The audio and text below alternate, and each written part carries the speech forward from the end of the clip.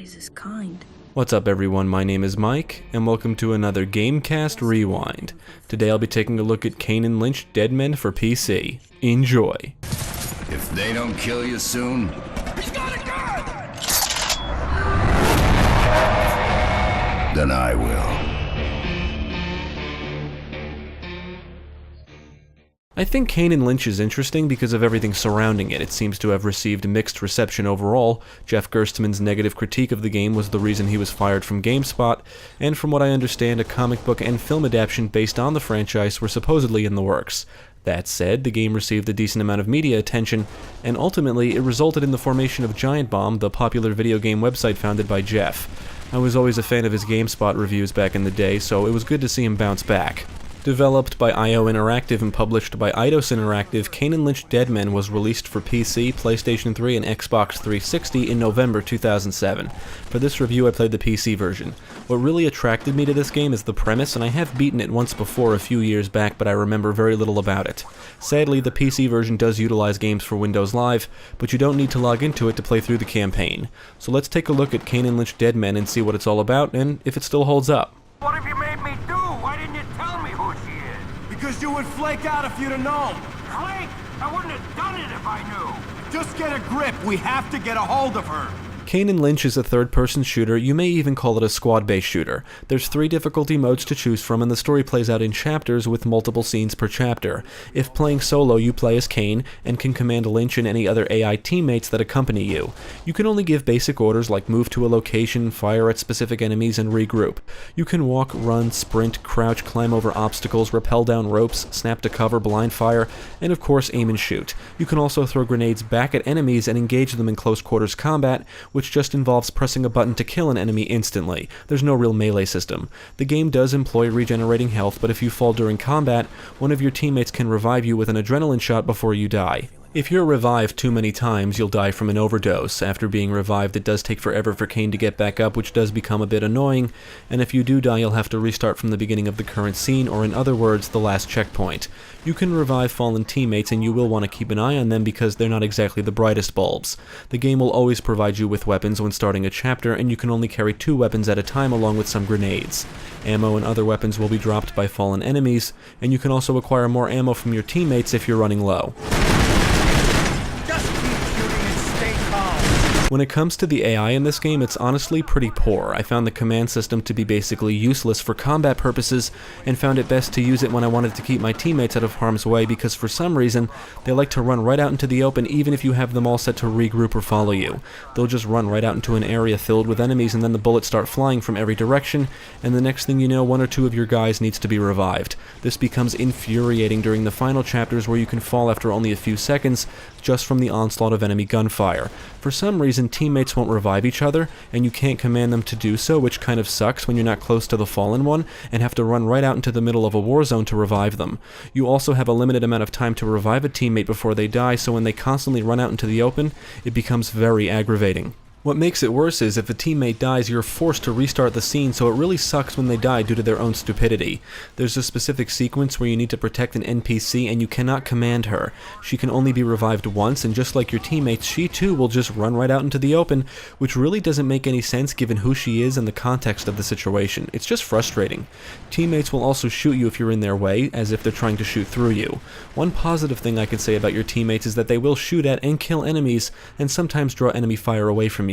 Now, the enemy AI isn't very smart either. They do the basics like run around, shoot at you, take cover, they'll throw grenades and man-mounted guns. The challenge really comes from dealing with multiple enemies at once because they'll do stupid shit like standing in the same position while being shot repeatedly, or run right towards you without firing their weapon. The game primarily has you running from A to B, taking cover and shooting bad guys. You'll rob a bank, shoot your way through a club, break guys out of prison, infiltrate an office building and compound, and battle cops on the streets of Tokyo. The gameplay is made up of your basic third-person shooter stuff, but what makes it somewhat exciting is the scenarios and locations, at least up until the final chapters. The end of the game takes you to Cuba, where things kind of fall apart in my opinion. You go from participating in criminal activities and fending off cops and thugs, to participating in a civil war where the scenarios become less exciting and just throw tons of enemies at you. This is also where the AI really exposes how bad it can be.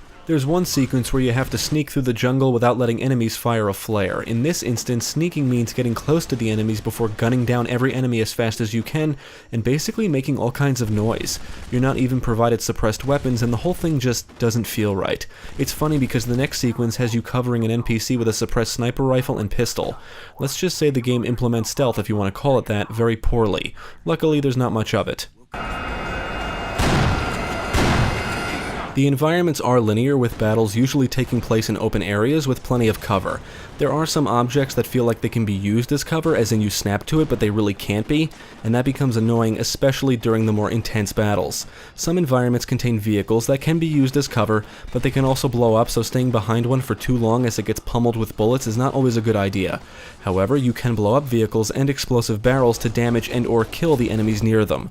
All enemies seem to act the same, but do vary in appearance. You'll contend with police and or SWAT, thugs, snipers, enemies in vehicles, and a helicopter late in the game. When an enemy sniper has you in their sights, their scope view appears on the HUD, and I thought that was pretty cool. There's a decent variety of weapons you can get your hands on, including a rifle, different assault rifles, submachine guns, shotguns, pistols, a sniper rifle, and a light machine gun. Some of the heavier weapons include a grenade launcher and rocket launcher, both of which I only found useful in specific situations, and you can also throw frag, smoke, and tear gas grenades. I found the smoke grenades to be somewhat useful late in the game.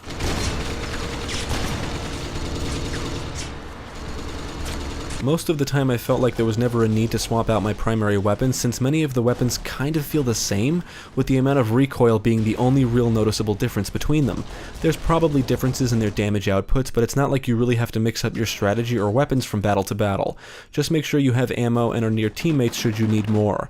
There's no real sense of weight to the weapons, and once you figure out how to aim each weapon to land headshots, things can become easier since headshots are usually instant kills. Honestly, the gameplay feels very basic. Every chapter has you doing the same thing until you complete or reach your objective. Move forward, take cover, pop and shoot, rinse and repeat. You okay? You got shook up pretty bad. What the fuck is going on? Strongly advise you to do as you're fucking told. Who the fuck are you to talk to me like that? The story opens with prisoners Adam Marcus, also known as Kane, and James Seth Lynch traveling to death row. A group of mercenaries breaks them out, and the two meet up with a gang known as the Seven, led by two men referred to as the Brothers. It turns out Kane had been involved with the gang in the past, and they accuse him of stealing money, so they take his wife and daughter hostage. Kane is given 3 weeks to retrieve the money, and they assign Lynch to keep an eye on him. The two end up finding half the money before traveling to Tokyo to retrieve the other half, but instead they piss off a Japanese crime lord and return to the gang with only half the money. After confronting the gang where things go awry, Kane and Lynch round up a group of prisoners, otherwise known as dead men, who also have a history with the Seven, and go after the gang to get revenge. The story has kind of a cinematic quality, and I am a fan of crime dramas, so I did get into it a little bit, at least until the later chapters where things get a little crazy. The voice acting is pretty good overall. The performances for Kane and Lynch are solid and believable, and I enjoy some of the banter between the two. For what it's worth, Kane is voiced by Brian Bloom. I think the performances for some of the supporting characters could be better, and I do wish some elements of the story and characters were fleshed out a bit more. I should mention the campaign is rather short. You can complete it in about 5 hours or less. What's on your mind? Don't fucking negotiate, just get the damn briefcase! I would say Kane and Lynch definitely looks a bit dated. Animations can appear stiff, and environments lack a lot of detail compared to newer titles, but I can let that slide due to the age of the game. I wish the gunplay had some more visual style, because after a while it just feels stale, and I don't think it's as satisfying as it could be. Enemies just ragdoll when they're killed, their blood will splatter on surfaces, downed enemies will squirm and moan, and explosions will send them flying, which can look pretty cool, but I never felt a real sense of satisfaction just from shooting enemies. On the plus side, dirt, debris, and smoke will kick up from bullet impacts on surfaces, and you can see parts of the environments break apart amid all the bullets flying around during a firefight. The music was composed by Jesper Kyd, and I think he did a pretty good job. The musical score has an intensity that fits the action well and adds to the cinematic style the game is going for. As for the sound effects, they're okay. Most of the weapons are definitely loud. Some could sound louder, and some weapons sound better than others. You'll hear some banter between the characters during gunfights, and enemies will scream and yell. When it comes to the performance and technical aspects, I'm happy to say the game ran smoothly throughout my entire experience with no frame rate dips, but I did encounter some bugs. Sometimes animations and ragdolls would freak out, and during one scene I couldn't complete an objective because one of my teammates was stuck rappelling down a rope, forcing me to restart the scene.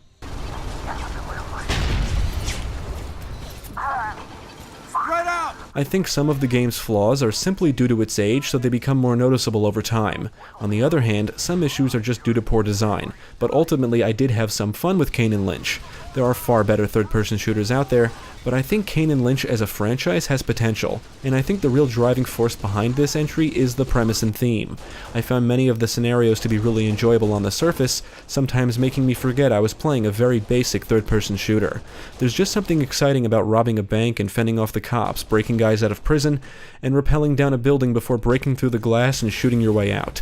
But from a gameplay standpoint, Kane Lynch is very generic and flawed. Now, I was able to log into Games for Windows Live and was able to access the multiplayer portion of the game, otherwise known as Fragile Alliance. I found no player matches and one ranked match. I tried joining the ranked match but was unable to for whatever reason. Fragile Alliance also offers the list play mode, which allows you to play online without a live gold membership, so I tried that and found no matches. I did attempt to host some games, but no other players ever joined. Now, I do know you can play through the campaign cooperatively with a friend, so maybe that's a lot more fun than playing through it solo, I'm not sure. Outside of the multiple difficulty modes and co-op functionality, there's not many reasons to replay through the campaign. I did look for some mods but couldn't find any, which is kind of disappointing, because I think mods could resolve some of the game's issues. Jesus fucking Christ! He killed the hostages! How fucked is that? I would not recommend Kane Lynch to everyone, only to fans of action games, and that's just because you can acquire it for under $10 on Steam.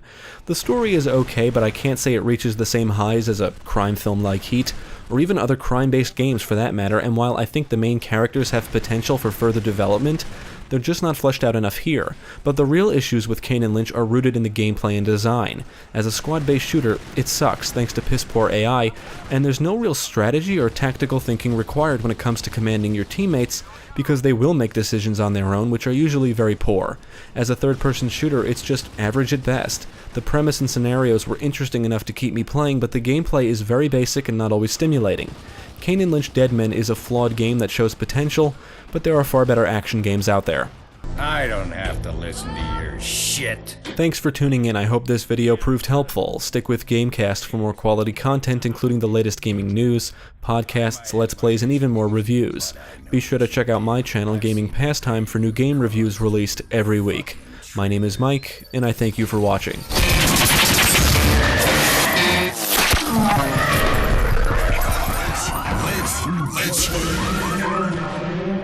Lynch, I need your help here. Snap out of it.